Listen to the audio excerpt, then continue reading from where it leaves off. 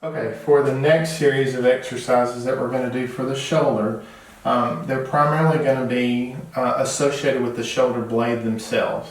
Our shoulder blade serves as a foundation block for what goes on in the glenohumeral joint, which is your ball and socket joint. A lot of shoulder problems can start back here just from the postures that we're in all day, every day, especially if you're at a computer a lot, if you drive a car a lot, or if you play video games a lot and you're in a slumped posture. A lot of these muscles back here get stretched out and they get lazy, they don't work appropriately, and they need to be strengthened in order for this socket to stay in the right position. So one of the things that we like to do in therapy are exercises called Y's, T's, and U's.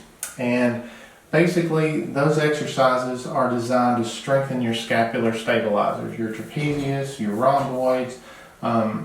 Those are primarily some of the more common scapular stabilizers that we want to strengthen because they get weak, primarily your lower trap. So to start with, what we're going to start with are the U's. So what I would have a patient do is put a couple of pillows on the bed so that their low back stays flat, and even a rolled up towel under the forehead so that their spine stays in alignment when they're doing these exercises. Because if you don't have the pillows or the towel, sometimes it can put a lot of pressure on your cervical spine and your lumbar spine, and we don't want that. So now that this is good and flat, what we'll do is we'll have the patient actually in this position, and if you were looking at it from the top down, they would be in a U position.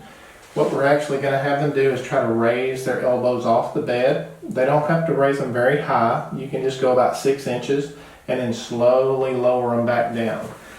Go ahead, Nick, and do 10 of those. And what I do is I just try to make sure the patient knows that the movement and the muscle activity that we're trying to elicit is right here in between the shoulder blades.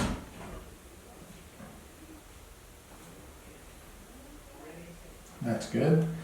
Now the next exercise is what we call the T's, and that's when the arm is straight out to the side. Once again, we're trying to activate the periscapular muscles. So what I would do is have the patient raise the arms up, and preferably we would want to turn those thumbs toward the ceiling because that also can activate the rotator cuff as well. It's going to make the exercise a little bit harder. You can go down. Let's do 10 of those. It's going to make the exercise a little bit harder, but since you're already in this position and you're probably wanting to strengthen your posterior cuff anyway, it's just a good little adjunct to the exercise to make the rotator cuff work as well.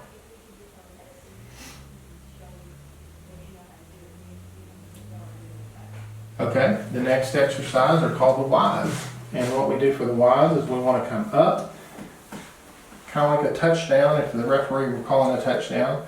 Same thing, you want the thumbs kind of rotated up toward the ceiling, and you want the arms to lift off the bed. 6 inches is enough, and once again you want to make sure that the movement and the muscle activity, most of it is coming from the shoulder blades first.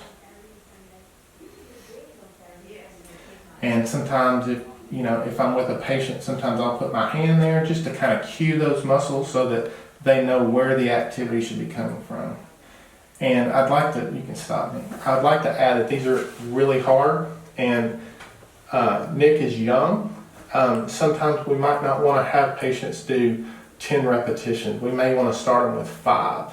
So that's kind of how I would do some scapular strengthening.